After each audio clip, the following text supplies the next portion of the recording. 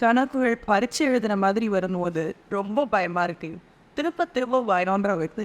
ஏன் சின்ன வயசுல இருந்த பரீட்சைனாலே நமக்கு மனசுல ஆழ் மனசுல பயங்கிறது பதிஞ்சு போயிடும். அதனால தான் பல முறை பரீட்சை எழுத போற மாதிரி பயம்ன்ற ஒரு உணர்வு நம்ம கிட்ட இருந்து போகணும். அதனால தான் நமக்கு திரும்ப திரும்ப வருது. உங்களுக்கு பரீட்சை எழுதுற மாதிரியோ, இல்லை ஃபெயிலாக போன மாதிரியோ, இல்லை உங்கள் வாழ்க்கையை தொலைஞ்சு போன மாதிரியோ உங்களுக்கு கனவு வருது அப்படின்னா, நீங்கள் ரொம்ப பயப்படுறீங்க, வாழ்க்கையை பார்த்து பயப்படுறீங்கன்னு அர்த்தம். சரியா? அடுத்தது தாத்தா பாட்டி இல்லை இறந்து போன நம்மளுடைய முன்னோர்கள், நம்மளுடைய அம்மா அப்பா இவங்கெல்லாம் நம்ம கனவுல வந்தாங்க அப்படின்னா, நமக்கு முன்னெச்சரிக்கையாக ஒரு செய்தி தராங்க. நமக்கு இன்ட்யூஷன், நமக்கான பதிவு அவங்க தராங்க. என்ன அப்படின்னா, நம்ம வீட்டில் ஒரு இடம் வாங்கலாம், ஒரு நிலம் வாங்கலாம், ஒரு வீடு வாங்கலாம், ஒரு பணம் சேமிப்பாக இருக்கலாம்.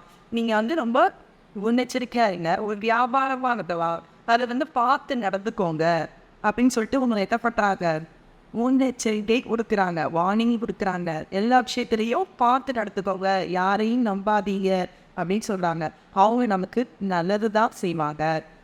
மேலும் பட்டர்ஃப்ளை பற்றி சொன்னோம். பட்டாம்பூச்சி கனவுல வருது அப்படின்னா ரொம்ப இனிமையான சம்பவம், நமக்கு ஒரு சந்தோஷமான செய்தி வருது அப்படிங்கிறதுக்கான அர்த்தம்.